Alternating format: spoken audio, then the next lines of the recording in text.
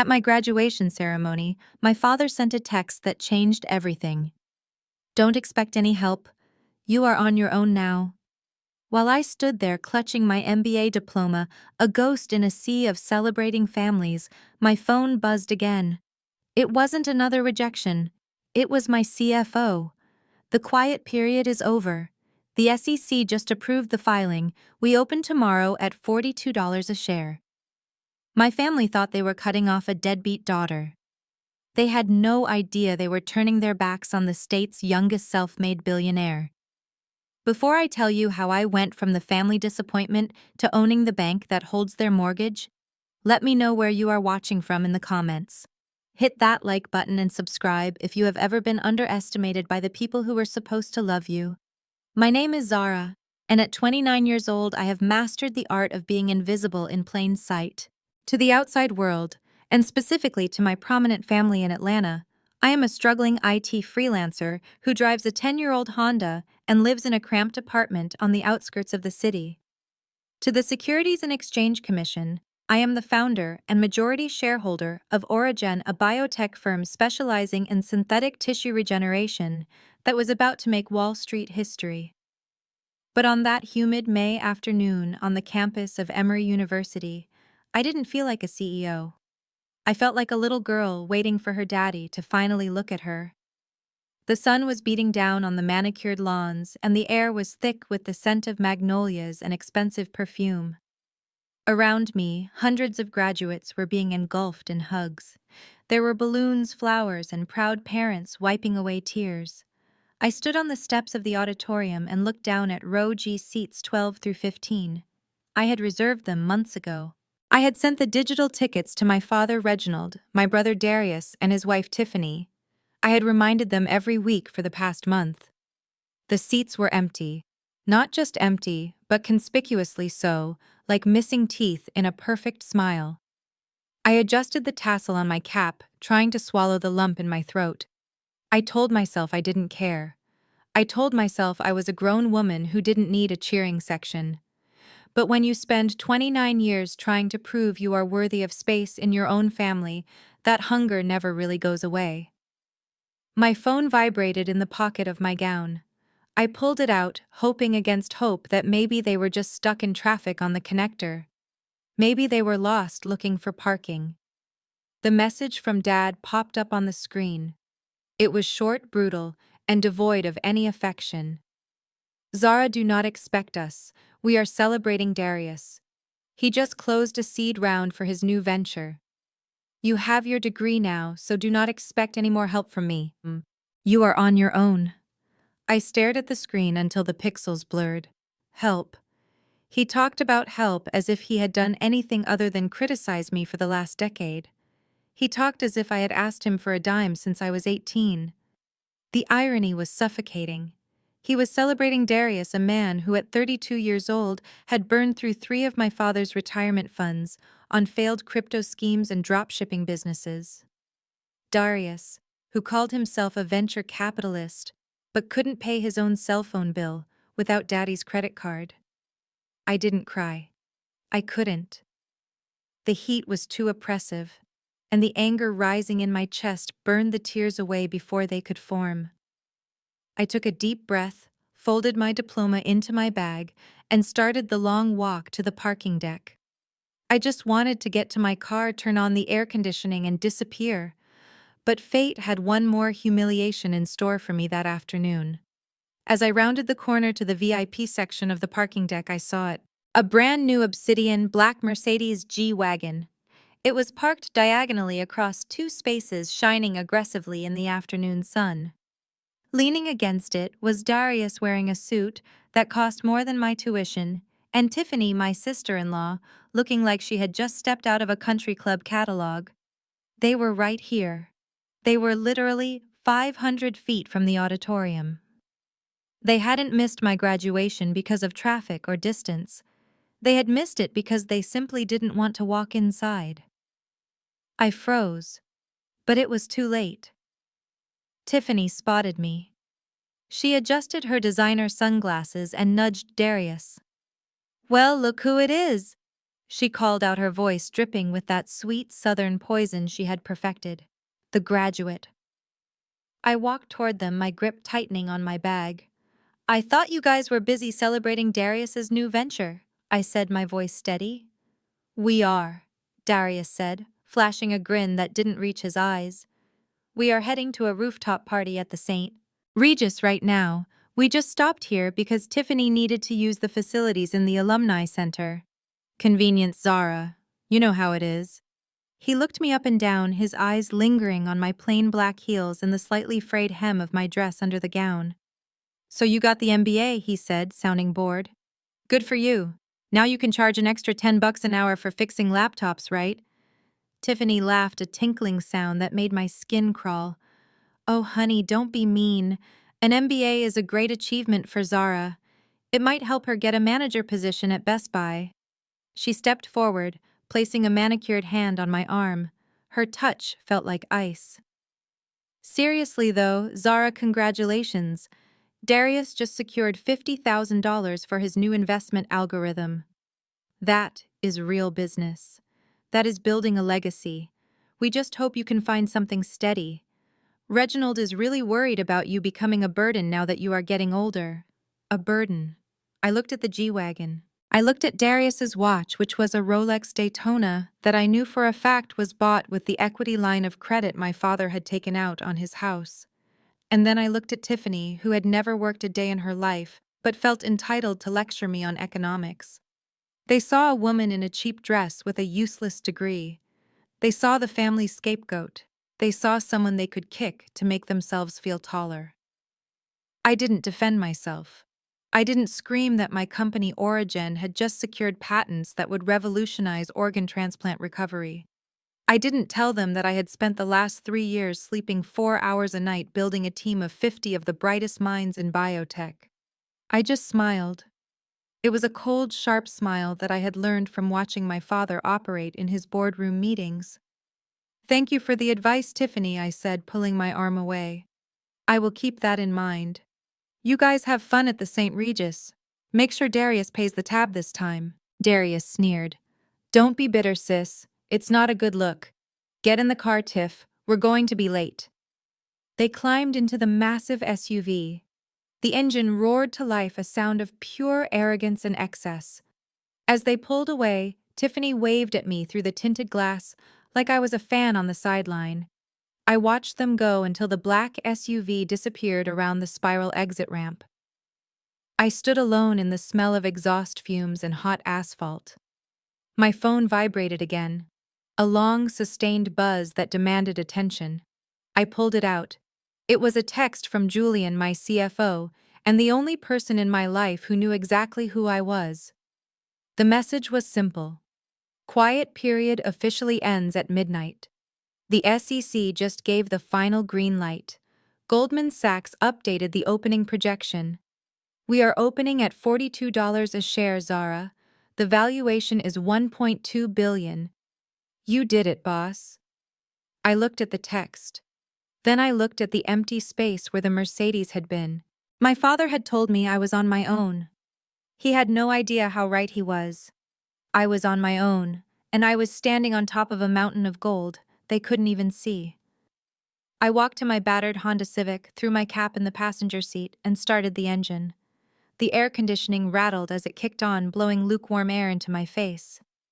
Let them have their rooftop drinks. Let them have their leased luxury cars and their delusions of grandeur. Tomorrow morning, when the opening bell rang at the New York Stock Exchange, the world was going to know the name Origen, and my father was going to learn the true cost of betting on the wrong child. I pulled out of the parking deck, merging into the Atlanta traffic. I wasn't going to the St. Regis. I was going back to my tiny apartment to draft a press release. The game had just begun. My apartment complex on the south side of Atlanta smelled like a permanent mix of damp drywall and old cooking oil. It was the kind of place where the elevator had been out of order since the Bush administration, and the sirens were just background noise to lull you to sleep. To my family, this was proof of my failure. To me, it was the perfect camouflage. I unlocked the 3 deadbolts on my front door and stepped inside. The living room was small and sparsely furnished with a thrift store couch that had seen better decades. But if you walked past the kitchenette and pulled aside the heavy blackout curtain dividing the room, you entered a different world. This was my nerve center. A custom liquid-cooled server rack hummed with a low, expensive purr. 4 curved monitors glowed with the real-time data of my life's work. This was where Origin lived. This was where I had spent the last 5 years coding the algorithms that could predict organ rejection with 99% accuracy. I sat down in my ergonomic chair, the only piece of luxury I allowed myself, and watched the pre-market numbers dance across the screen. Julian had sent over the final prospectus. The institutional investors were fighting over allocations. I was sitting on a potential net worth that would rival Oprah, and yet I was eating instant ramen in a building where the landlord accepted rent in cash. It was surreal. It was intoxicating. My phone rang, cutting through the hum of the servers. The screen flashed Dad. I stared at it for a moment, letting it ring. I knew he wasn't calling to apologize for missing the ceremony. Reginald didn't apologize. He recalibrated reality until he was the victim. I picked up. Zara. I need you at the house. Now. His voice was booming, the same tone he used from the pulpit on Sundays. No hello. No congratulations on the master's degree. Just a command. I am tired, Dad, I said, keeping my voice flat. I just got in. Do not start with the excuses. Martha called in sick again, and the basement flooded during the storm last night. It smells like mildew, and we have guests coming. I need you to come clean it up. You want me to come clean your basement. On the day after my graduation. Whatever degree you think you have does not make you too good for manual labor, Zara. Humility is a virtue. Besides, it is not like you have a job to go to on a Sunday. Get over here. We need the help, and honestly, you owe us for all the years we put a roof over your head. I owed him. I almost laughed. I owed him nothing. But I grabbed my keys anyway. Not because I was obedient, but because I needed to see it. I needed to see them one last time before everything changed. I wanted to etch their arrogance into my memory, so that when I finally crushed them, I would not feel a single ounce of guilt. I drove my rattled Honda Civic from the south side to the gated community in Buckhead, where my parents lived. The transition was jarring. Manicured lawns replaced cracked pavement. Teslas and Range Rovers replaced rusted sedans. My father's house was a sprawling colonial estate with white pillars that screamed old money, even though everyone knew Reginald bought it with high-interest loans he was struggling to service. I parked on the street so my car wouldn't ruin the aesthetic of the driveway. When I walked in, the air conditioning was blasting and gospel music was playing softly in the background. You are late. Reginald was standing in the foyer wearing a silk robe and holding a cup of coffee. He gestured toward the basement door with his chin. Bucket and bleach are at the bottom of the stairs. Make sure you scrub the corners. I do not want the smell seeping up into the living room. I didn't say a word. I just walked past him and descended into the gloom. The basement was damp and smelled of wet carpet. For the next 2 hours, I was Cinderella without the fairy godmother. I scrubbed. I hauled wet cardboard boxes filled with Darius's old participation trophies and my mother's collection of hats. My hands smelled of bleach and my back ached. Upstairs, I could hear the television. The game was on. I hauled a bag of trash up the stairs and walked into the living room to get a glass of water. Darius was sprawled on the leather sectional, his feet propped up on the coffee table. He was wearing a Versace tracksuit that I knew cost more than my car. He didn't even look up when I entered. He was yelling at the TV. "Come on, ref, are you blind?" That was a foul. Reginald was sitting in his armchair reading the Wall Street Journal. He looked over the top of his reading glasses as I wiped sweat from my forehead. "You missed a spot near the water heater, Zara. I can still smell it. You need to be thorough. How you do anything is how you do everything.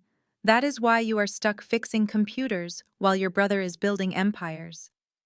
I took a sip of water, my eyes fixed on Darius. "Building empires. Is that what we are calling it now?" "Darius, mute the TV." He turned to me, a smug grin plastering his face. Do not hate on the hustle, sis. I am about to launch a revolutionary token. It is called Faith Coin. We are disrupting the charitable giving space. I already have investors lined up. We are going to the moon. Crypto, I asked deadpan. You are launching a crypto coin in this market. It is not just crypto. It is a movement, Darius said, waving his hand dismissively.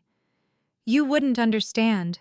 You are too busy looking at motherboards and reinstalling Windows 95 for old ladies. This is visionary stuff. This is high-level finance. Dad gets it. Reginald nodded sagely. Your brother has the entrepreneurial spirit, Zara. He takes risks. He has vision. You have always been safe. You play small. That is why you are cleaning the basement and he is strategizing. It is about mindset. Strategizing. He was watching football and eating nachos while I cleaned up their mess. The delusion was so thick I could taste it. They truly believed this narrative. They believed that the suit made the man and the address made the success. They had no idea that the woman standing in front of them with bleach stains on her jeans had just built a unicorn company from a laptop in a closet. I wanted to scream. I wanted to pull up my bank account on the big screen TV and watch their eyes pop out of their heads. But I held it back. Not yet. The timing had to be perfect. I finished the water and crushed the plastic cup in my hand. Is there anything else you need? Reginald, I asked, dropping the dad title. He didn't notice the shift. He stood up and checked his watch. His demeanor shifted from lazy arrogance to frantic vanity. Actually, yes. I need you to leave. Excuse me. We have guests coming in an hour. The bishops from the regional council and some investors Darius is trying to impress. Very important people. High-class people. He looked me up and down, his lip curling in distaste. Look at you. You are a mess. You smell like bleach and sweat. We cannot have you sitting around looking like the help when we are trying to close deals. It sends the wrong message. It lowers the tone of the house. Darius chimed in, not taking his eyes off the screen. Yeah, sis. You really kill the vibe. Just go home. We will send you some leftovers if there are any. Reginald ushered me toward the door like I was a stray dog that had wandered into a cathedral. Go on now. Drove safe in that death trap of yours. And Zara, try to do something with your hair next time. You look like you gave up on life. I stood on the front porch, the heavy oak door slamming shut in my face. I could hear them laughing inside. I could hear Darius asking if the catering had arrived yet. They were ashamed of me. They wanted my labor, but they didn't want my presence. I was good enough to scrub their floors, but not good enough to sit at their table. I walked down the driveway, my hands clenched into fists. The sun was setting, painting the sky in brilliant purples and golds. It was beautiful, and it was cold. My phone buzzed in my pocket. I pulled it out. It was a notification from the NASDAQ app. Origin AUR. Pre-market indicators bullish. Anticipated opening volume high. I looked back at the house. I saw Reginald moving past the window, straightening his tie, preparing to play the role of the successful patriarch.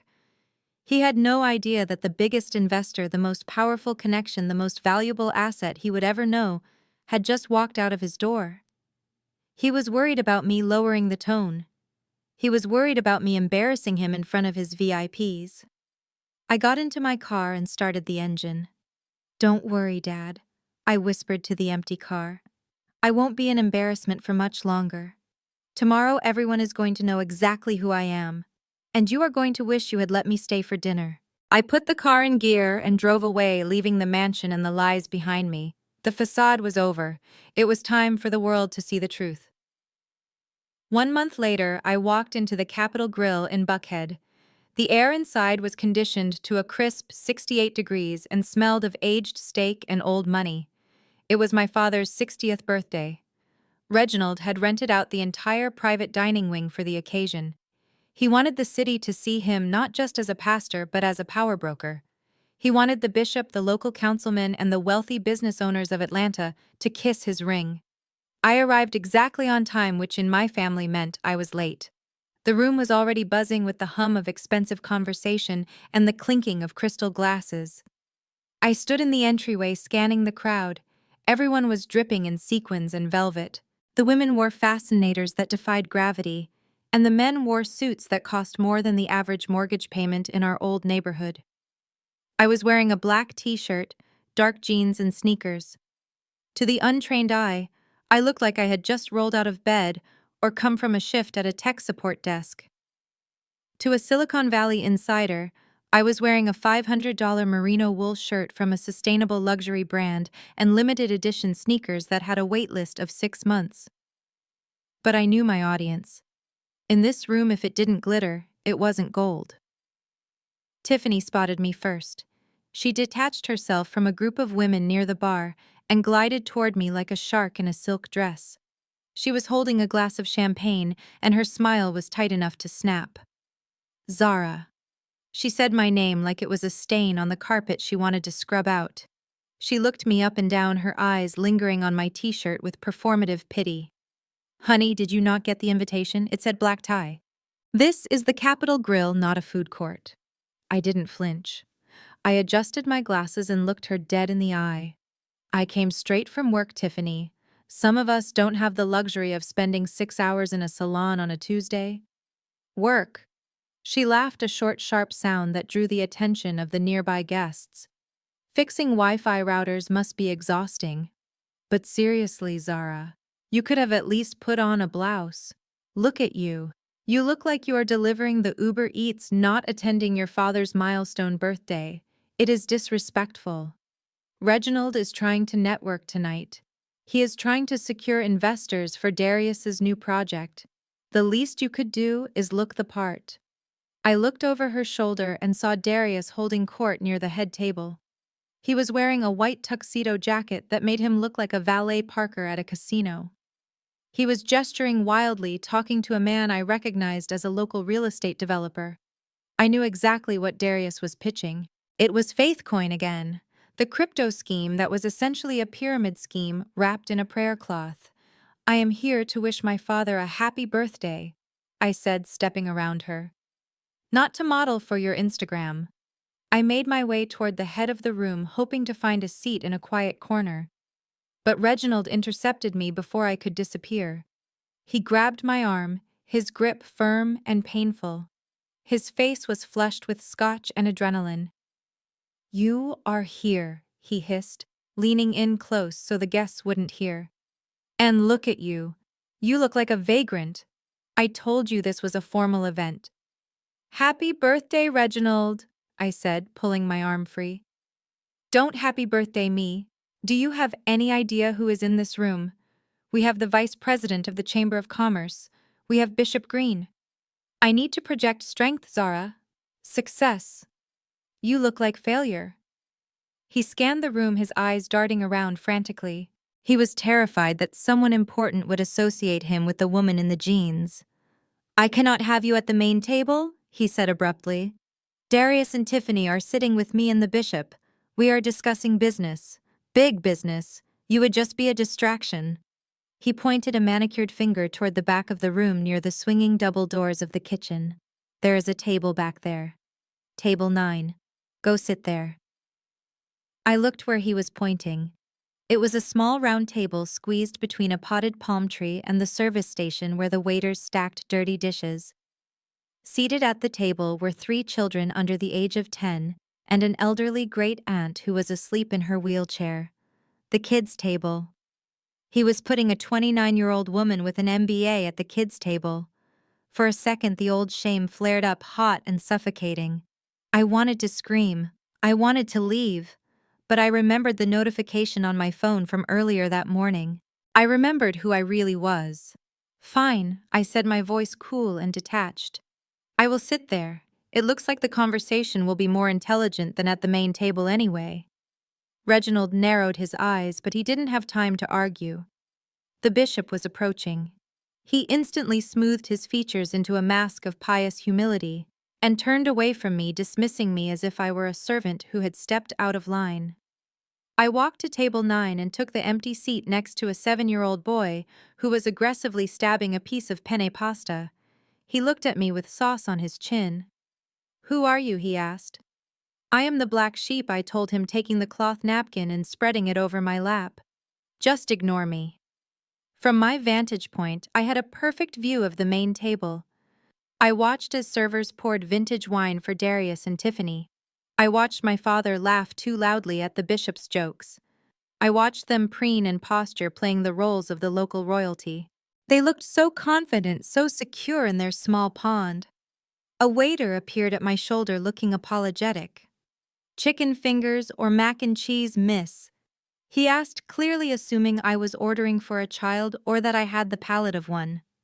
"I will just have a water, thank you," I said. I watched as a man in a gray suit approached the main table. I recognized him. It was Mr. Henderson, a local banker who had known my family for years. He shook Reginald's hand and then looked around the room. His eyes landed on me in the corner. He frowned and leaned down to whisper something to my father. I couldn't hear the words, but I could read the body language perfectly. He was asking why Reginald's daughter was sitting by the kitchen door with a toddler. Reginald didn't even look at me. He waved a hand in a vague dismissal and said something that made the banker nod sympathetically. I knew what he said. I had heard it 1,000 times before. "She is finding her way. She is a little slow to launch. We are praying for her." It was the narrative he had constructed to protect his ego. If I was a failure, it wasn't because he was a bad father. It was because I was defective. It was a tragedy he had to bear, not a situation he had created. My phone vibrated against my thigh, a long, sustained buzz that meant it was a priority message. I pulled it out and unlocked the screen. The brightness was turned down low, but the words were clear enough to burn themselves into my retinas. It was from Julian. "Goldman just called. The institutional book is oversubscribed by 10 times. They are raising the opening range. We are not opening at $42, Zara. We are opening at 55. The valuation just crossed the unicorn threshold. We are looking at $1.5 billion. You are officially the youngest self-made female billionaire in the state. Try not to faint." I stared at the phone. 1.5 billion. I looked up at the main table. Darius was showing off his watch to the bishop, probably bragging about how much it cost. Tiffany was laughing, her head thrown back, exposing her long neck, pretending to understand a joke about interest rates. Reginald was swirling his scotch, looking like he owned the world. They were fighting for scraps. They were posture for loans and leveraging their house to buy cars they couldn't afford. They were drowning in debt and appearances.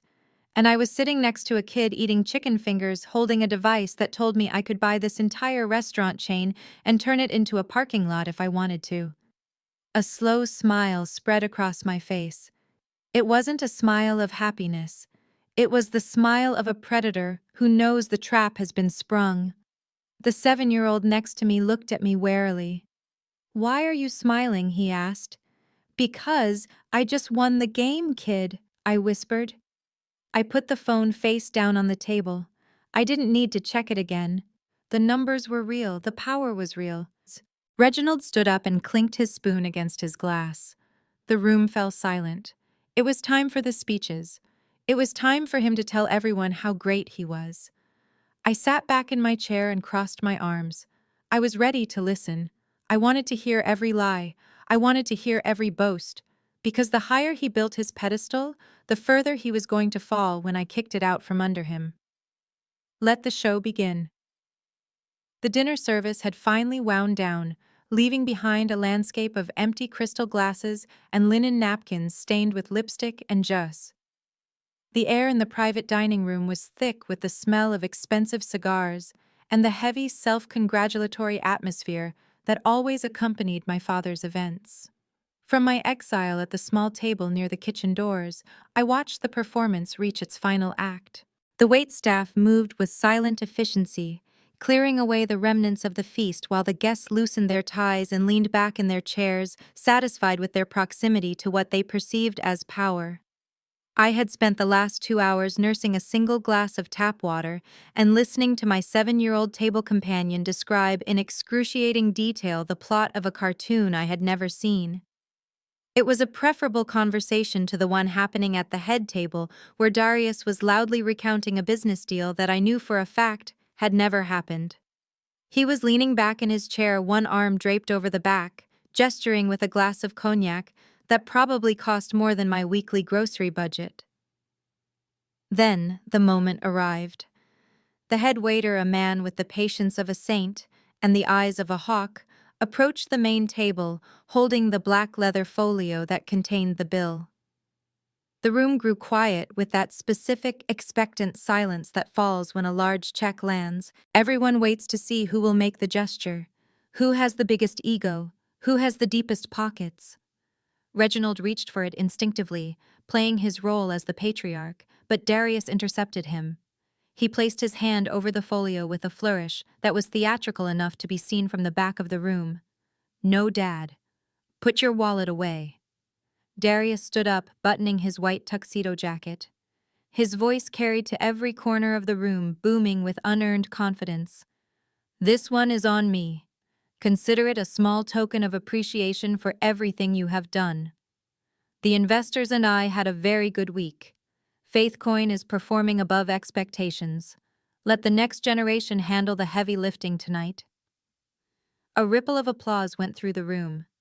The bishop nodded approvingly, murmuring something about honoring thy father. Reginald beamed his chest, puffing out with pride. He looked around the room, making sure everyone saw his son, his golden boy, taking charge. It was the perfect tableau of generational wealth and success. I watched Darius pull a platinum card from his wallet. It caught the light as he handed it to the waiter. I recognized the card. It was a supplementary card linked to my father's business account. I knew because I used to manage the IT security for that account before they locked me out. I also knew that the credit limit on that account had been maxed out 3 weeks ago to pay for the lease on the G-Wagon. The waiter bowed slightly and retreated to the service station, which was uncomfortably close to my table. I watched him swipe the card. I watched the machine think. And then I watched the small red light flash. The waiter frowned. He swiped it again. Same result. He picked up a phone, whispered something, and then walked back to the head table. The room was still buzzing with conversation, so most people didn't notice the hesitation. But I did, and Reginald did. The waiter leaned down to whisper in Darius's ear. I saw Darius's smile falter. It was a subtle shift, a tightening of the jaw, a flicker of panic in the eyes. He laughed loudly, a fake barking sound that was too high-pitched. "Must be the chip," he announced to the table, his voice a little too loud. "Magnetic strips are so sensitive these days. Here, try this one." He produced a second card, a gold one this time. The waiter took it and walked back to the station. Swipe, red light, declined. The buzz in the room began to die down. People were starting to notice. The waiter returned to the table. This time he didn't whisper. "I am sorry, sir. The terminal is rejecting this one as well. Do you have another form of payment?" The silence that fell over the room was absolute. It was the kind of silence that suffocates. You could hear the hum of the refrigerator units in the kitchen. Darius was sweating now. Visible beads of perspiration were forming on his forehead, shining under the recessed lighting. He patted his pockets, his smile now a rictus of terror. "That is impossible," he stammered. "I just transferred funds this morning. The bank systems must be down. Do you have another machine?" "We have tried 2 machines, sir," the waiter said, his voice polite but firm. "The card has been declined by the issuer. The total is $5,240. $5,000. Darius looked at Tiffany. She was staring at her plate, her face burning a deep crimson, wishing she could dissolve into the floor. She didn't move to help him. She knew his cards were as empty as his head. Reginald's smile had vanished. He looked at the bishop, who was suddenly very interested in his cufflinks. He looked at Mr. Henderson, the banker, who was watching the scene with a knowing smirk. The illusion was shattering. The great Wilson empire couldn't pay for its own birthday dinner. Reginald reached for his own wallet, but I saw his hand hesitate. He knew. He knew his own cards were maxed out from trying to cover Darius's last disaster. He was liquidating assets just to keep the lights on at the mansion. If he swiped his card and it declined, the humiliation would be total. It would be the end of him in this town. His eyes darted around the room, desperate for a lifeline. They landed on me. I was sitting calmly at the kids' table watching the train wreck, our eyes locked. I saw the calculation happen in real time. He didn't see a daughter. He saw a resource. He saw a scapegoat. He stood up and marched toward me. His footsteps were heavy and aggressive. The guests parted to let him through, their eyes following him. He loomed over my small table, blocking out the light. "Zara, stand up." It wasn't a request. It was a bark. I stood up slowly, wiping my mouth with the napkin and placing it on the table. "Yes, Reginald. Do not play coy with me," he hissed, his voice low and venomous. "Your brother is having a technical issue with his banking. He is trying to do something nice and the system is failing him." Technical issue. I repeated, my voice flat. Is that what we are calling insufficient funds now? "Shut your mouth," he snapped. "You have been working. You live like a pauper in that rat-hole apartment. You must have savings. You never spend a dime. Give me your card." I stared at him. He wasn't asking. He was demanding. He expected me to empty my meager savings to save the face of the man who had mocked me in a parking lot 2 weeks ago. He expected me to pay $5,000 for a dinner where I wasn't even allowed to sit with the adults. "I don't have $5,000, Reginald," I said quietly. "And even if I did, I wouldn't give it to Darius to spend on champagne he can't afford." "You selfish little brat." Reginald's voice rose, echoing in the silent room. Everyone was watching now. The bishop, the banker, the waiters. "This is your family. Your brother is in a bind. You are going to sit there and let him be humiliated. After everything we did for you. Put your card on the table. Now. Save your brother's dignity." Dignity. He wanted me to buy their dignity. I looked over at Darius. He was slumped in his chair, defeated, small and pathetic in his white tuxedo. Tiffany was glaring at me, her eyes filled with hatred, as if my refusal to enable them was the real crime. I reached into my purse. Reginald's shoulders relaxed. He thought he had won. He thought he had bullied me into submission just like he always did. I pulled out my wallet. I opened it and took out a single crisp $100 bill. I placed the bill gently on the table next to the half-eaten bowl of mac and cheese. "This covers my water and the space I occupied," I said, my voice clear and carrying to the back of the room. I added a generous tip for the waiter who had to deal with this mess. Reginald stared at the bill as if it were an insult. "What is this?" "It is my contribution," I said, meeting his eyes. "Darius is a wealthy venture capitalist, Dad. I am just a computer repair girl, remember? I am sure his money is just stuck in Switzerland, or maybe the Cayman Islands. He will figure it out. He is an entrepreneur after all." I grabbed my purse and stepped around him. He was too stunned to move. The gasp from the room was audible. I had done the unthinkable. I had refused the patriarch. I had let the golden child fail. I walked toward the exit, my heels clicking on the hardwood floor. The sound was rhythmic and steady. I didn't look back at Darius. I didn't look back at Tiffany. But just as I reached the door, Reginald's voice stopped me. It wasn't a shout this time. It was a low, guttural growl that vibrated with pure menace. "You walk out that door, Zara, and you are dead to me. You will pay for this. You will pay for this insolence. I will make sure you never work in this town again." I paused, my hand on the brass handle of the door. I looked back over my shoulder. He was standing by the kids' table, his face purple with rage, clutching the $100 bill like a weapon. "I think the bill has already come due, Reginald," I said. "And you are the one who can't pay it." I pushed the door open and walked out into the cool night air, leaving them to their bill and their shame. My phone buzzed in my pocket. It was a notification from my bank. A deposit had just cleared. My balance was now 9 figures long. I got into my car and drove away. I didn't pay for their dinner, but I had a feeling I was going to buy their whole world. 1 week later, I was summoned back to the mansion in Buckhead. The atmosphere had shifted dramatically since the birthday dinner. The house no longer smelled of expensive catering and arrogance. It smelled of stale air and fear. The air conditioning, which usually kept the house at a meat locker temperature, was turned off. The windows were open, letting in the humid Georgia heat and the distant sound of lawnmowers. It felt like a wake for a body that hadn't yet been found. I walked into the living room, and the scene before me was pathetic. Reginald was sitting in his armchair, but he wasn't reading the Wall Street Journal. He was staring at a pile of envelopes on the coffee table. His posture was slumped, his shoulders curved inward like a man trying to protect his vital organs. Darius was sitting on the sofa, his head in his hands, his legs bouncing with a nervous energy that vibrated through the floorboards. Tiffany sat next to him, filing her nails with a rhythmic scratching sound that grated on my nerves. Reginald didn't bark a command this time. He just pointed to the empty chair across from him.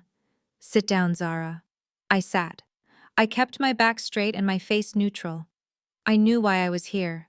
My financial algorithms had flagged the foreclosure notice the second it hit the public records database 3 hours ago. I knew exactly how deep the hole was, but I wanted to hear them say it. I wanted them to admit it. "We have a situation." Reginald began, his voice raspy. "The markets have been volatile, unpredictable. Darius's project Faithcoin encountered some regulatory headwinds. There were liquidity issues. The investors got spooked. He was using buzzwords to cover up incompetence. Regulatory headwinds meant the SEC shut them down. Liquidity issues meant they spent all the money." "Cut to the chase, Reginald," I said. "I have a meeting in an hour." He flinched at my tone but didn't correct me. He picked up a letter from the pile. It was stamped with the logo of the bank Mr. Henderson worked for. The same banker who had watched Darius's card decline. "The bank has called the loan. We leveraged the house to provide the seed capital for the project. We also dipped into my retirement accounts to cover the initial operating costs. It is gone, Zara. All of it. The coin crashed to zero yesterday morning. We owe the bank $500,000. If we do not come up with a significant payment by Friday, they are initiating foreclosure proceedings. They are going to take the house." I looked at Darius. He wouldn't meet my eyes. He was studying the pattern on the rug as if it held the secrets of the universe. "So let me get this straight," I said, my voice calm and icy. "You took a second mortgage on a house you barely own to fund a crypto scam run by a man who has never successfully managed a lemonade stand, and you drained your 401k to pay for his marketing budget, and now you are surprised that the money is gone." "It was a sure thing," Darius muttered into his hands. "Elon was going to tweet about it." "We had a roadmap." Reginald slammed his hand on the table, making the envelopes jump. "It does not matter how it happened. What matters is that this family is in crisis. We are facing ruin.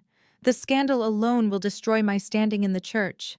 I cannot stand in the pulpit and preach about prosperity when the sheriff is putting a padlock on my front door." He leaned forward, his eyes desperate and hard. "We need liquidity, Zara.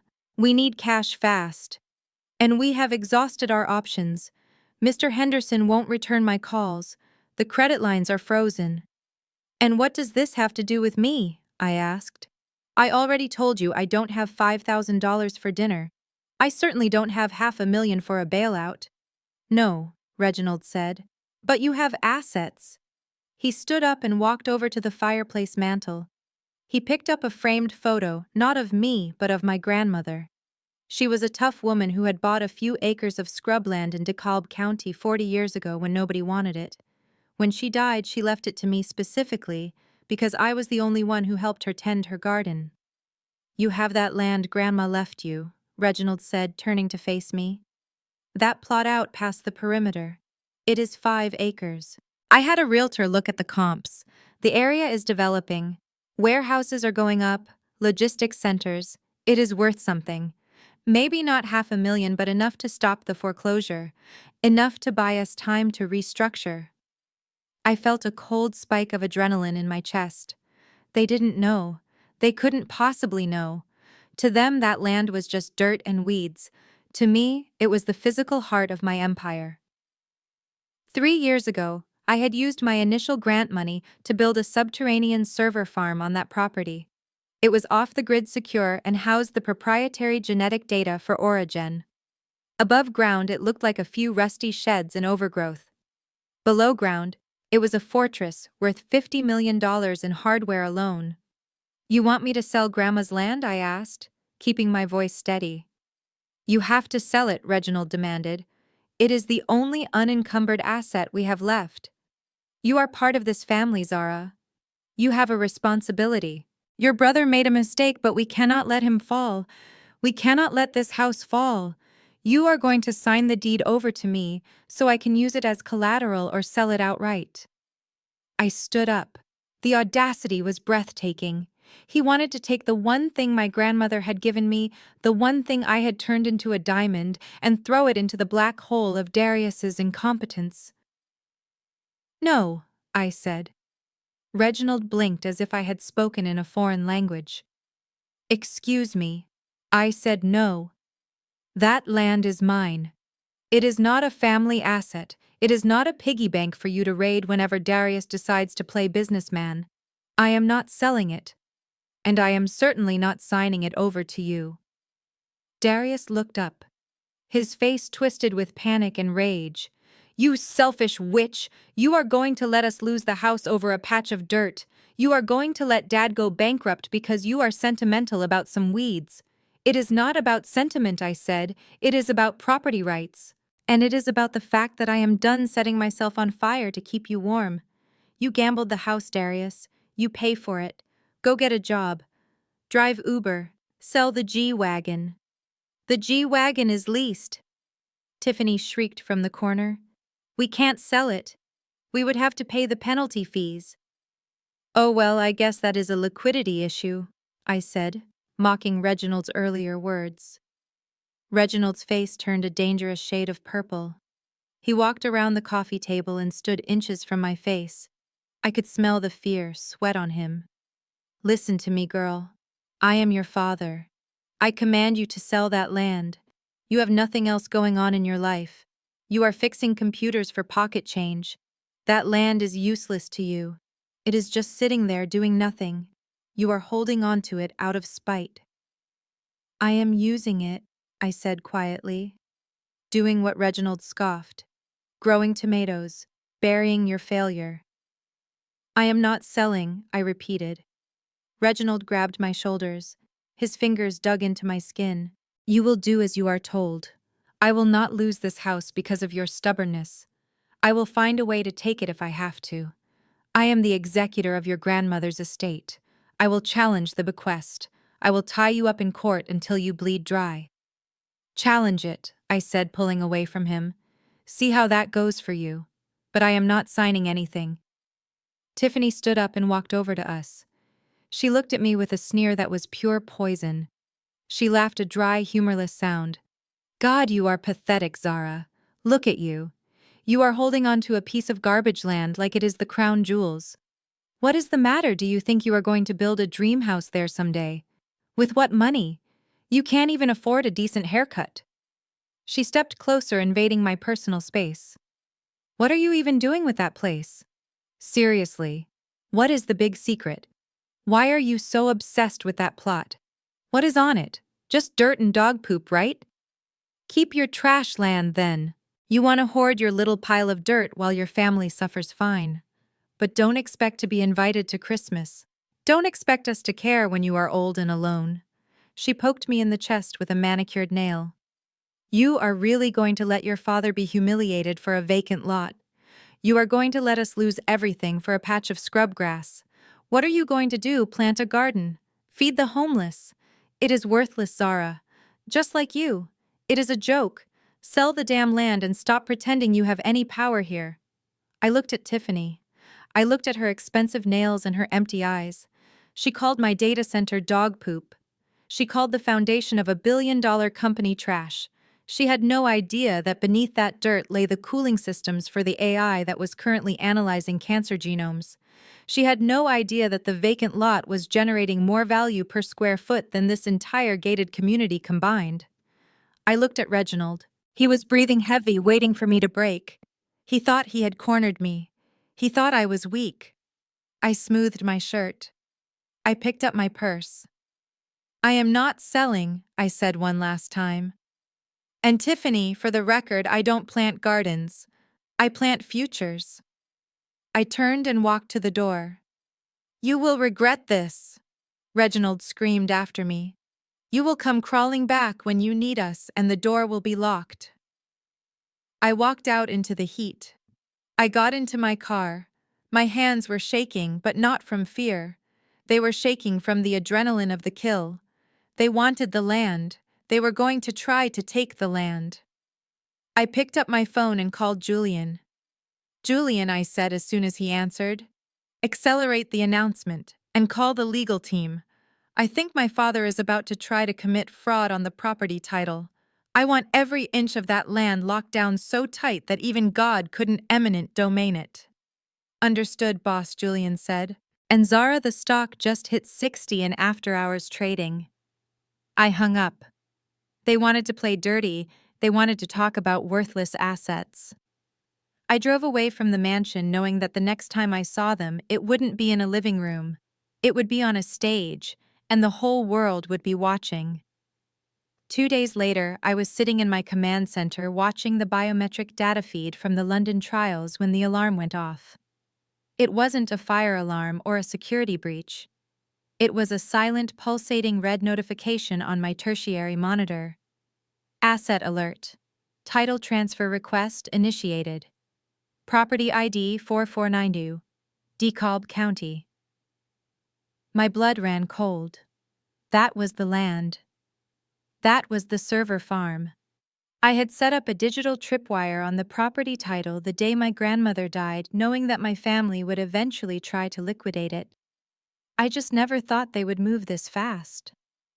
The system showed a request for a collateral assignment. Someone was trying to leverage the land against a high-risk short-term loan, a hard money loan, the kind you get from guys who break kneecaps if you miss a payment. I pulled up the details. The request originated from the First National Bank of Atlanta, Mr. Henderson's bank. The paperwork had been digitized and uploaded to the county clerk's portal pending final approval. I clicked on the PDF. There, on page 4, was my signature, Zara Wilson. It was a looping cursive script that looked exactly like how I signed my name in the 10th grade. The problem was I hadn't signed my name like that in a decade. My current signature was a sharp, illegible scrawl, developed after signing thousands of corporate documents. Beneath the forged signature was a notary stamp. Deacon Miller, the treasurer of my father's church. Of course. The conspiracy ran straight through the pews. I didn't call the police, not yet. I grabbed my keys and drove straight to the bank. The First National Bank was a pillar of marble and glass in downtown Atlanta. I walked in wearing my usual hoodie and jeans, looking like a college student late for a lecture. I bypassed the tellers and walked straight to the glass-walled office in the back. Mr. Henderson was sitting at his desk looking at a stack of documents. Sitting across from him was Reginald. My father looked better than he had at the house. He was wearing his Sunday suit and he was smiling. He looked like a man who had just been thrown a life raft. He was holding a pen, poised to sign the final disbursement authorization. I pushed the door open. It hit the stopper with a loud thud that made Mr. Henderson jump. "Don't sign that, Reginald." My father froze. He turned slowly in his chair, his smile vanishing like smoke. Mr. Henderson looked between us, sweat beading on his upper lip. "Zara?" he stammered. "We are in the middle of a private transaction." "It is not private when you are using my property as collateral, Mr. Henderson," I said, stepping into the room. "And it is certainly not a transaction. It is a felony." Reginald stood up. He tried to loom over me, tried to use his physical presence to intimidate me like he had when I was a child. "Get out of here, Zara. This is grown folks' business. I am handling the family finances. You are forging my signature, I said, my voice calm and loud enough for the tellers outside to hear. I saw the document online. Dad, that is not my signature. And I was nowhere near Deacon Miller's office yesterday to have it notarized. You faked it. You and your church buddies faked a federal document to steal land that does not belong to you. Mr. Henderson turned pale. He looked at Reginald. Reginald, is this true? She is the title holder. If she didn't sign this, she signed it? Reginald lied, his voice booming. He looked me dead in the eye, daring me to contradict him. She signed it last night. She is just having cold feet. She is hysterical. You know how women get about money. She agreed to help the family, and now she is trying to back out. I am not hysterical, Reginald. I am litigious. I pulled out my phone and held it up. I have the time-stamped logs from my security system proving I was in my apartment all night. I have a handwriting analysis of that signature ready to go. And I have a lawyer on speed dial who eats bank fraud for breakfast. If that money moves 1 inch out of this bank, Mr. Henderson, I will own this branch by the end of the week. Mr. Henderson dropped his pen as if it were red hot. He pushed the papers away from him. I cannot proceed with this, Reginald. Not with a title dispute. We need to verify the notary. We need to verify the signature in person. Reginald slammed his fist on the desk. You will proceed, Henderson. We have a deal.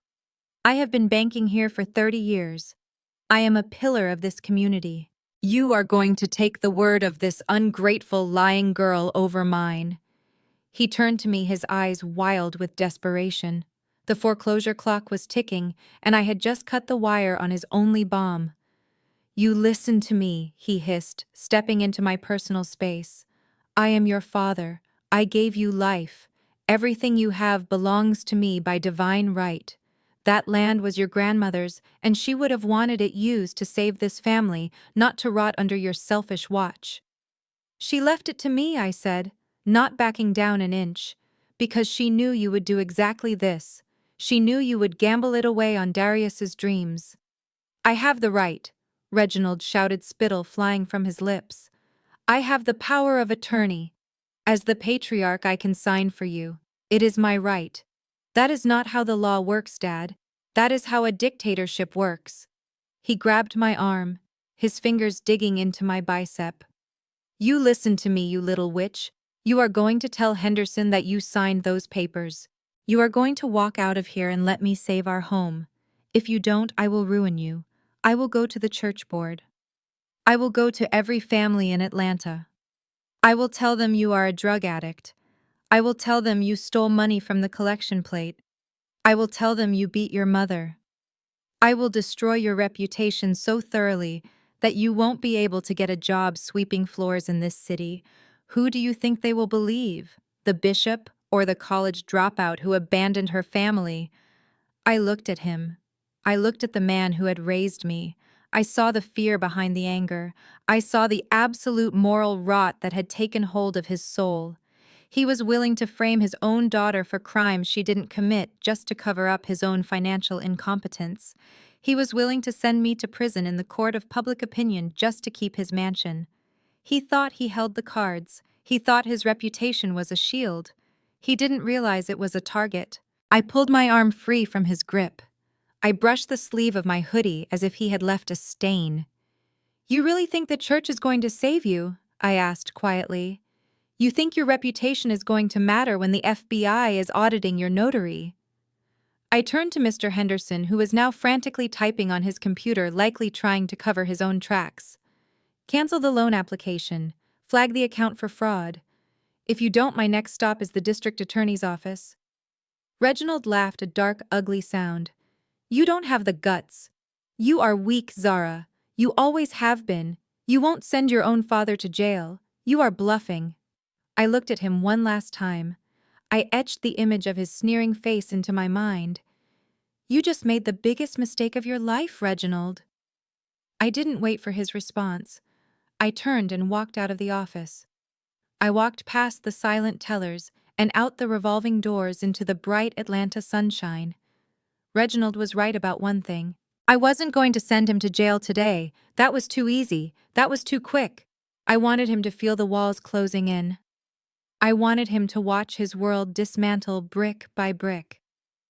I pulled out my phone and dialed Julian. Activate Plan B. Julian answered on the first ring. Are you sure, Zara? Plan B is the nuclear option. Once we file the paperwork, there is no going back. The asset freeze will be immediate. The investigation will be public. It will trigger the clauses in the IPO disclosure. It is going to get messy. I looked back at the bank through the glass. I could see Reginald arguing with Mr. Henderson, waving his arms. Do it, I said, my voice cold as liquid nitrogen. Prepare the legal filings. And Julian add the defamation suit. He just threatened to slander me to the church. I want everything on the record. We are not just stopping the loan. We are taking the house. We are taking the car. We are taking everything. Understood, boss, Julian said. The IPO launches in 48 hours. Do you want to wait until after the bell? No, I said. Let it hit the news cycle at the same time. I want the world to see the contrast. The daughter who built a billion-dollar company and the father who tried to steal 5 acres of dirt. Let's see whose reputation survives that. I hung up the phone and walked toward my car. The game was no longer about defense. It was about annihilation. Reginald wanted a war. He had no idea he had just declared it on a superpower. The invitation to the Greater Atlanta Christian Business Council Gala arrived in my mailbox 3 days after the incident at the bank. It was heavy cream cardstock with gold foil lettering that probably cost more than my monthly electric bill. My father, Reginald, was being honored as the Businessman of the Year. It was a joke, a cruel farce. The man was actively committing federal bank fraud and leveraging assets he didn't own. Yet the community was preparing to crown him a king. I knew exactly why he needed this award. It wasn't for the plaque, it was for the optics. If he could stand on that stage surrounded by his perfect family and accept an accolade for ethical business leadership, he could leverage that credibility to secure private loans. He could borrow from Peter to pay Paul and keep the Ponzi scheme of his life running for another 6 months. He needed a prop, and I was the missing piece of the set decoration. My phone rang. It was Reginald. He didn't waste time with pleasantries. You got the invitation. I did, I said, looking at the gold foil. I assumed it was a mistake. Considering you threatened to destroy me in the bank lobby, I didn't think I made the guest list. You are going to be there, Zara, Reginald said, his voice low and vibrating with a dangerous intensity. And you are going to look presentable. You are going to wear a dress that fits. You are going to smile. And when they ask you about your father, you are going to tell them that I am the reason you are the woman you are today. And why would I do that, Reginald? I asked. Why would I help you perpetuate this lie? Because if you don't, Reginald said, his tone shifting from angry to sinister, I have a story prepared for the church board. They have been asking questions about how a single girl with no job affords an apartment in the city. It looks suspicious, Zara. People talk. I would hate for them to think my daughter is selling her body to pay rent. I gripped the phone tighter. He was threatening to brand me a prostitute. He was willing to destroy my reputation in the only community I had known as a child, just to force me into a photo op. You wouldn't, I whispered, though I knew he would. Try me, he said. You don't show up, and by Sunday morning every deacon in Atlanta will be praying for your lost soul. They will think you are dirty Zara. You will be a pariah. So you are going to put on a dress, and you are going to play the part of the grateful daughter. Do we understand each other? I looked at the server rack humming in the corner of my room. I looked at the valuation reports on my screen. He wanted me to play a role. He wanted a performance. I will be there, Reginald, I said, my voice devoid of emotion. I will give you exactly the show you deserve. Good, he said abruptly. Don't be late. The red carpet starts at 7. And Zara, try not to embarrass us. He hung up. I stared at the phone for a long moment.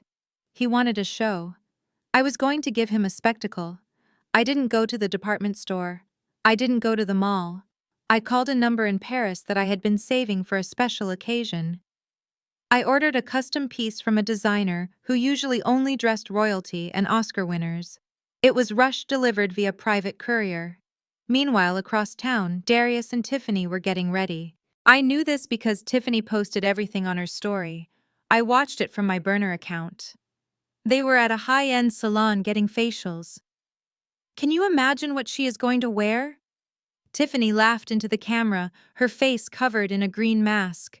Probably something she rented.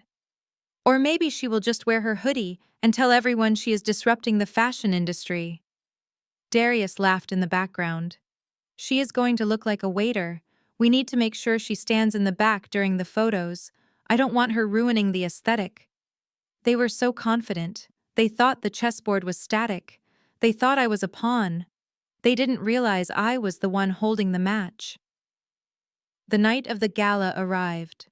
I stood in front of my full-length mirror. The dress was breathtaking. It was a deep midnight blue silk that shimmered like oil on water.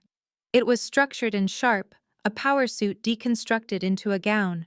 It didn't look like something a dutiful daughter would wear. It looked like something a queen would wear to an execution. I pulled my hair back into a severe sleek bun. No jewelry, no distractions. Just me. My phone rang. It was Julian. I picked up and put him on speaker while I applied a coat of dark red lipstick. "Talk to me, Julian." "We are green across the board," Julian said, his voice tight with excitement. "The underwriters have finalized the allocation. The bell rings tomorrow morning, but the press embargo lifts tonight." "What time?" I asked. 7:30 p.m. Eastern, Julian said. 30 minutes after the gala starts. Bloomberg is running the exclusive. The headline is already set. "The Hidden Unicorn. How Origins Solved the Organ Crisis." Your face is going to be on every financial news ticker in the world, Zara. I checked my watch. It was 6:00. "And the legal team?" I asked. "They are on standby," Julian confirmed. "The subpoena has been drafted. The fraud evidence is attached. They are waiting for your signal. Once the news hits, they will move in. It is going to be a shock and awe campaign, boss. Are you sure you want to do this live?" I looked at myself in the mirror. I looked at the woman who had been scrubbed out of family photos, the woman who had been told she was useless, the woman who had been threatened with the vilest of rumors by her own father. "I have never been more sure of anything in my life," I said. "Reginald wants a perfect family moment. I am going to give him a memory that will haunt him until his last breath." "Good luck, Zara," Julian said. "See you on the billionaires list." I hung up the phone and grabbed my clutch. I didn't take my old Honda Civic. I had arranged for a car service. A black Phantom pulled up to the curb of my run-down apartment complex, looking like a spaceship that had landed in a swamp. The driver opened the door for me. "To the St. Regis, ma'am?" he asked. "To the St. Regis," I confirmed. I sat back in the plush leather seat as the city blurred past me. My heart was beating a steady war drum's rhythm against my ribs. Tonight wasn't just about money. It wasn't just about success.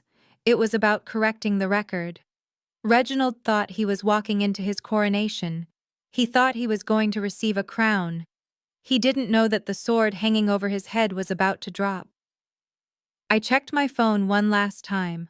1 hour until the embargo lifted. 1 hour until the world changed. I was walking into the lion's den. But I wasn't the prey. I was the hunter. And I was starving. The St. Regis ballroom was a sea of black tie elegance and ambition. Crystal chandeliers cast a warm golden glow over hundreds of Atlanta's elite. There were doctors, lawyers, tech entrepreneurs, and politicians all mingling with flutes of champagne, discussing portfolios and summer homes in the vineyard. It was a celebration of success of black excellence. And standing at the center of it all was my father Reginald, basking in the adoration he had purchased with stolen money. I entered the room like a ghost. The heavy oak doors swung open, and for a moment the hum of conversation dipped. My midnight blue dress caught the light moving like liquid armor around my frame. I saw heads turn. I saw whispers ripple through the crowd. They didn't recognize me. To them, I was just a striking stranger, a new player on the board. They didn't see the girl who used to sit in the back pew of the church wearing hand-me-downs.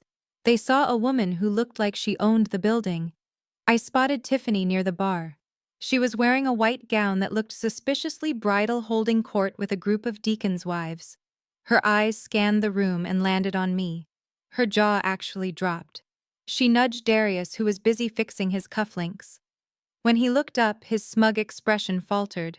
They had expected me to show up in a hoodie or a cheap rental. They had expected me to be the punchline of their joke. Instead, I was the headline. I didn't acknowledge them. I moved through the crowd, my eyes fixed on the stage. I found a spot near the front, close to the audio-visual booth. I gave a slight nod to the sound technician, a young guy I had hired freelance for a project 2 years ago. He nodded back, tapping his console.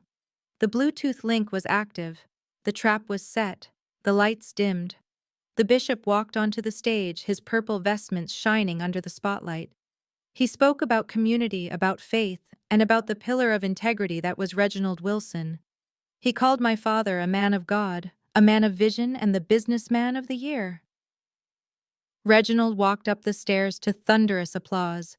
He looked majestic in his tuxedo, his chest puffed out, his smile wide and benevolent. He shook the bishop's hand, accepted the heavy crystal award, and stepped to the podium.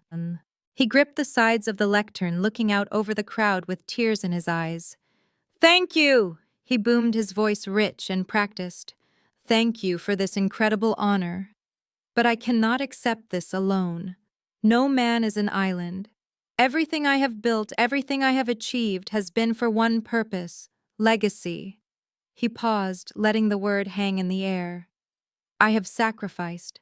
I have toiled in the vineyard, not for myself but for the next generation. Raising children in this world is the hardest job a man can have.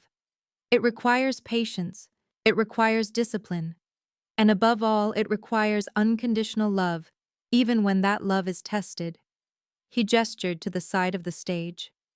"I would like to invite my son Darius to join me." Darius bounded up the stairs, flashing a bright, teeth-bleached smile. He waved to the crowd like a celebrity.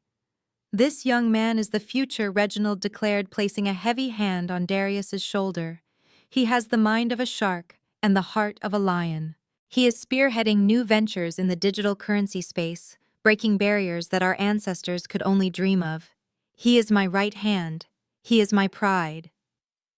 The room erupted in applause. Darius beamed, preening under the praise, soaking up the admiration he hadn't earned. He leaned into the microphone. "Thank you, Dad. I just want to follow in your footsteps. We are building an empire here." Reginald smiled, tapping Darius on the back. Then his expression shifted. He put on a mask of solemn, heavy-hearted paternal duty. He sighed into the microphone, a sound designed to elicit sympathy. "And now I must call up my other child." He scanned the front row until he found me. "Zara, come up here." The spotlight swung to me. The beam was blinding. I didn't flinch. I walked toward the stairs, my heels striking the floor with a steady, rhythmic cadence. I ascended the stage not with the eager bounce of my brother, but with the measured stalk of an executioner. Reginald watched me come up, his eyes narrowing slightly as he took in the dress, the hair, the posture. He looked confused for a split second, unsettled by the transformation. But he recovered quickly, falling back into his script. He wrapped an arm around my shoulder, pulling me close. I could smell his expensive cologne masking the scent of fear sweat. "This is my youngest, Zara," Reginald said, his voice dropping to a tone of gentle pity. "She has always been different. She marches to the beat of her own drum." While her brother was conquering the business world, Zara was still finding her footing. She is a little slow to launch. She has struggled. She can be difficult, hard-headed, and sometimes lost. He squeezed my shoulder tighter, a warning grip. "But the Bible tells us to love the prodigal. It tells us that patience is a virtue. So I stand here tonight to say that despite her failures, despite her lack of direction, I still love her. I am still her father, and I will always provide a roof for her, no matter how many times she stumbles." A collective awe went through the crowd. They saw a saintly father protecting his broken daughter. They saw charity. I looked out at the audience. I saw Tiffany standing in the front row sipping her wine, a smirk playing on her lips. She whispered something to the woman next to her, probably a joke about my unemployment.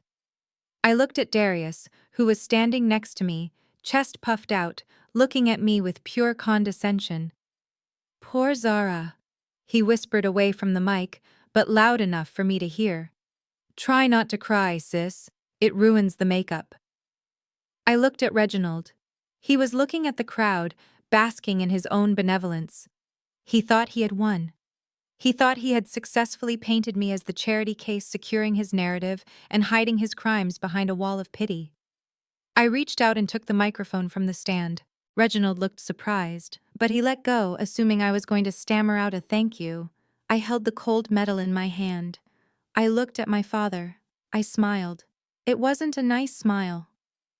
Thank you, Reginald, I said, my voice crystal clear over the massive sound system. You have always been a storyteller. Reginald's smile faltered. The tone wasn't right. It wasn't grateful. It was commanding. But tonight, I think we should talk about facts. I continued. You talk about legacy. You talk about sacrifice. You told everyone here that I am lost, that I am slow, that I need your charity. I took a step away from him, isolating myself in the spotlight. It is interesting that you mention charity, Dad. Considering that yesterday you tried to forge my signature to steal 5 acres of land to pay off your gambling debts. The room went deadly silent. The clinking of silverware stopped. The whispers died.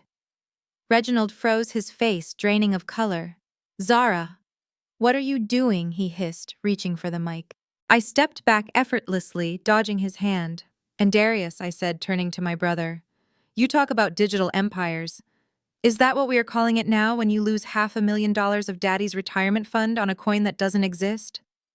Darius looked like he had been slapped. His mouth opened and closed like a fish. Tiffany dropped her wine glass. It shattered on the hardwood floor, the sound echoing like a gunshot in the silent room. Red wine splashed onto the hem of her white dress, looking like blood. You are drunk! Reginald shouted, his voice cracking. Cut the mic!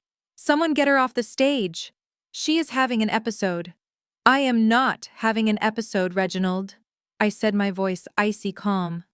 I am having a liquidation event. I reached into my clutch and tapped the screen of my phone. The audio technician in the back hit the fader. Suddenly, a sound filled the room. It wasn't music. It was a ringtone. But not just any ringtone. It was the distinctive, urgent chime of the Bloomberg breaking news alert, amplified through the concert-grade speakers of the ballroom. Ding, ding, ding. It was loud. It was jarring. It demanded attention. I held my phone up to the microphone. That is the sound of reality catching up with you, Dad. Julian's voice boomed through the speakers, crisp and professional, cutting through the tension like a knife. Zara, we are live. The bell just rang in Tokyo and London. The press release is out. Origin just hit the ticker. We are opening at $55 a share. The market cap is $1.5 billion. You are the majority shareholder. Congratulations, Madam Chairwoman. You just became the wealthiest woman in the room. The silence that followed was heavy enough to crush bones. Every eye in the room shifted from me to the massive projection screen behind the stage, where the technician had just switched the feed to the live Bloomberg broadcast. There was my face, a professional headshot next to a soaring green graph. The chyron at the bottom of the screen read, Mystery, Unicorn, Revealed Atlanta Local. Zara Wilson founds biotech giant Origin. Valuation $1.5 billion. I lowered the microphone. I looked at Reginald. He was staring at the screen, his face a mask of absolute incomprehension. He looked at the number. 1.5 billion. Then he looked at me. The realization hit him like a physical blow. The daughter he had called slow. The daughter he had tried to rob. the daughter he had just publicly humiliated. She wasn't helpless. She was the shark. Darius was trembling. He looked at his fake Rolex, then at the screen, then at me. He looked small. He looked insignificant. I brought the mic back to my lips one last time. "Don't worry, Dad," I said, my voice soft but amplified to reach the back row. "You were right about one thing. I am on my own, and I like the view from here." I dropped the microphone. It hit the floor with a deafening thud. The feedback squealed for a second, a pierced scream that signaled the end of the show. The gala was over. My reign had just begun. The feedback squeal from the dropped microphone hadn't even faded when the massive projection screen behind me flickered to life. The logo of CNN Money flashed in stark red and white, instantly commanding the attention of every person in the ballroom. The audio feed cut through the stunned silence, the voice of a seasoned financial anchor booming with the kind of urgency usually reserved for national emergencies. Breaking news from Wall Street. In a historic debut, Atlanta-based biotech firm Origen has shattered expectations during its initial public offering. The company, which specializes in synthetic tissue regeneration, opened at $55 a share and has continued to climb in after-hours trading. The valuation has officially crossed the unicorn threshold, sitting at $1.2 billion. The room was so quiet you could hear the ice melting in the champagne buckets. I watched the blood drain from Reginald's face. He turned slowly toward the screen, his eyes wide, his mouth slightly agape. The anchor wasn't finished.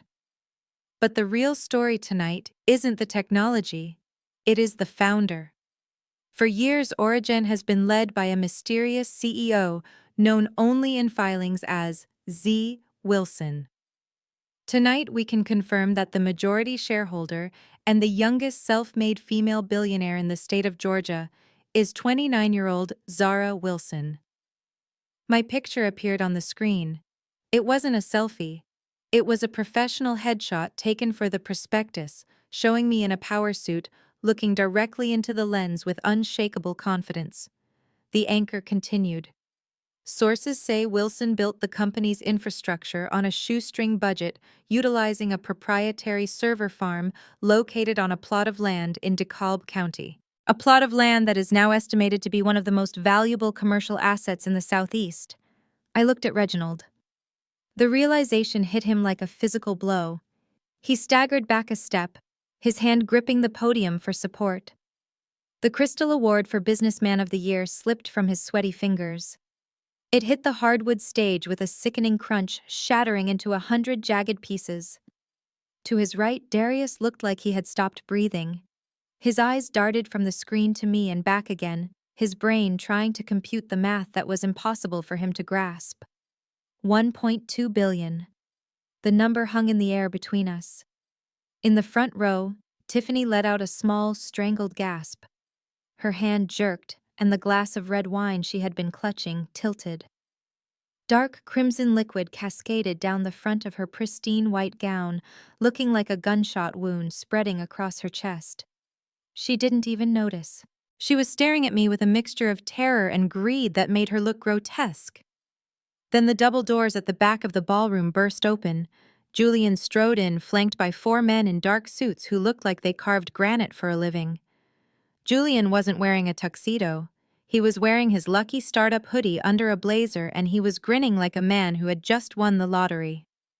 Madam Chairwoman Julian shouted, his voice joyous and loud. "We did it! The closing bell just rang in Tokyo.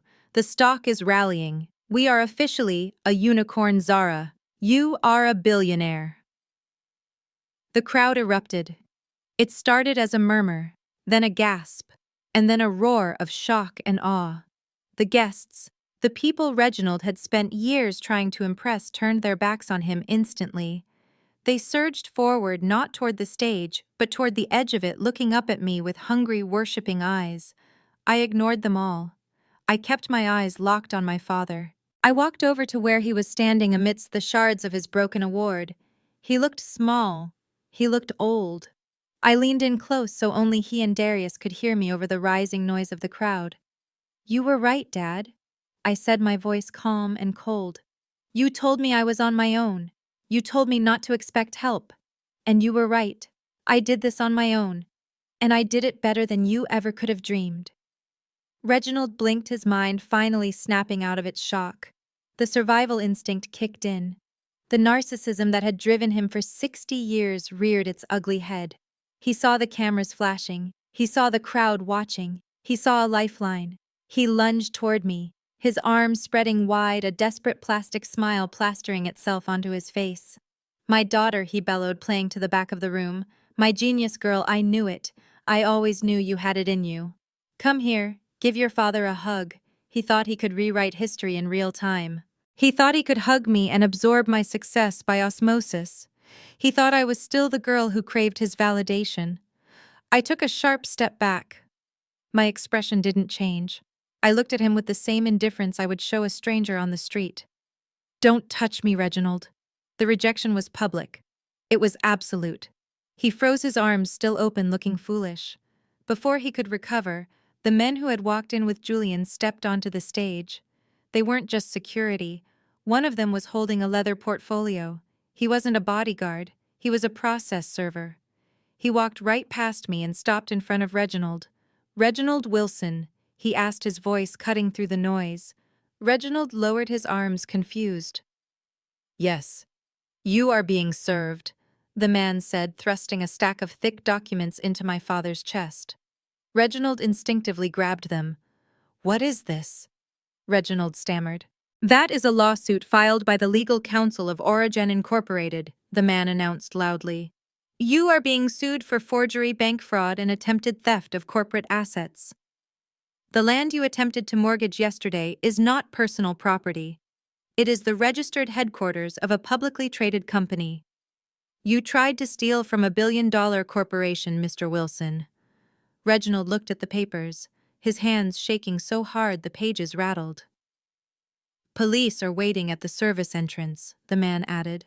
They would like to have a word with you regarding the notary stamp you used. It appears Deacon Miller has already rolled on you. The crowd gasped again. Phones were raised, capturing every second of his downfall. The businessman of the year was being served with a felony indictment on his own stage. I turned to Darius. He was trying to shrink into the background, trying to make himself invisible. And you, brother, I said. I hope you enjoyed the ride here. Darius swallowed hard. What do you mean? I mean the G-Wagon, I said. The lease was under Dad's company name, right? The company that just had its assets frozen by my legal team about 10 minutes ago. I pointed to the back of the room. Through the open doors, we could see the valet stand. A tow truck was backing up to the black SUV. The repo men are efficient in this town, I said. You might want to call an Uber, if you can afford one. Darius looked like he was going to vomit. He looked at Tiffany for help, but she was too busy trying to scrub the wine stain off her dress, muttering curses under her breath. Tiffany looked up, realized the walls were closing in, and did the only thing she knew how to do. She tried to switch sides. She stepped over the broken glass and reached for my hand, her eyes wide and pleading. Zara, honey, she said, her voice trembling. You know I always told Darius to be nicer to you. We are family, sisters. You have to help us. We can't lose everything. I looked at her hand as if it were covered in slime. I swatted it away. Don't touch me, I said, and don't call me sister. I suggest you stop worrying about my money and start looking for a divorce lawyer. Because once Darius's debts hit the public record, you are going to want to be very far away from him. I turned back to the crowd. I nodded to Julian. He signaled his team and they formed a protective wedge around me. I walked down the stairs of the stage. The crowd parted for me like the Red Sea. I walked past the bishop who wouldn't meet my eye. I walked past the bankers who had denied me loans years ago. I walked past the neighbors who had gossiped about my beat-up car. I didn't look back. I didn't need to. I could feel the heat of the bridge burning behind me, and it was the warmest I had felt in years. 1 month later, I stood in my corner office on the 45th floor of the Midtown Tower. The walls were floor-to-ceiling glass, offering a panoramic view of the Atlanta skyline. The city looked different from up here. It looked like a grid of lights and possibilities, not a maze of dead ends. My desk was a slab of imported marble. My chair was Italian leather. But the most valuable thing in the room was the silence. Reginald was currently in the county lockup, unable to make bail. The fraud charges were extensive. The bank had pressed charges, the church had pressed charges, and my legal team had buried him under a mountain of evidence. His reputation was ash. The church board had voted to remove him the morning after the gala. Darius and Tiffany had lost the house. The foreclosure went through faster than they expected because the bank had no interest in negotiating with a family embroiled in a fraud scandal. Darius was working at a car wash on the west side, trying to pay off the legal fees. Tiffany had moved back in with her parents, and the divorce papers had been filed, citing irreconcilable financial differences. My phone on the desk buzzed. It wasn't a business call. It was my mother. I stared at the screen. She hadn't spoken up during the gala. She hadn't warned me about the forgery. She had been a silent partner in my abuse for 29 years. But now she was calling. I picked up. "Hello, Mother." Zara, her voice was small, broken. It sounded like she had been crying for weeks. "Please, you have to help your father. He is an old man. Jail will kill him. And I have nowhere to go. The bank took the house. I am staying at a motel. Please, baby. We are your family." I took a sip of sparkling water. I looked out at the city. "I bought the house, Mom," I said. There was a gasp on the other end. "You did? Oh, praise God. Thank you, Zara. I knew you wouldn't abandon us. When can we move back in?" "You can move back in," I said. "You, not Dad." Silence. "I bought the house from the bank this morning," I explained. "I am setting it up as a trust. You can live there for the rest of your life. The bills will be paid, the fridge will be stocked. You will never have to worry about money again." "Oh, Zara, thank you," she sobbed. "I will tell Reginald we can—" "No," I interrupted. "Dad is not allowed on the property. If he sets foot on the driveway, the trust is voided, and you are out on the street. He made his bed. He can sleep in a cell. Zara, you can't." "I can," I said. "And I am. And Mom, yes, do not ever ask me for cash. Do not ever ask me to pay for Darius. Do not ever ask me for anything other than what I have just given you. If you do, I will block this number, and you will never hear from me again. But take the deal, Mom. It is better than you deserve." I didn't wait for her answer. I hung up the phone. I blocked the number for the day just to be sure. The door to my office opened. Julian walked in holding a tablet. "Board meeting starts in 5 minutes. Madam Chairwoman," he said, "we have the acquisition targets for the European expansion ready for review." I stood up. I smoothed the skirt of my suit. I looked at my reflection in the glass. I didn't see the scared girl anymore. I didn't see the scapegoat. I saw the architect of my own life. I smiled at Julian. "Let's go buy Europe," I said. I walked out of the office and into the boardroom. I had left my family behind, but I had found my kingdom. And for the first time in my life, I wasn't waiting for anyone to give me a seat at the table. The most profound lesson from Zara's journey is that your true worth is never defined by those who refuse to see it. While her family chased the illusion of wealth through fraud and arrogance, Zara quietly built a reality of power through resilience and intellect. This story teaches us that we do not need validation from toxic roots to bear fruit. Sometimes being the black sheep simply means you are the only one not following the herd off a cliff. The ultimate revenge isn't arguing. It is succeeding so loudly that your silence becomes deafening. If you are ready to boss up and silence your doubters, smash that like button and subscribe for more stories of epic comebacks.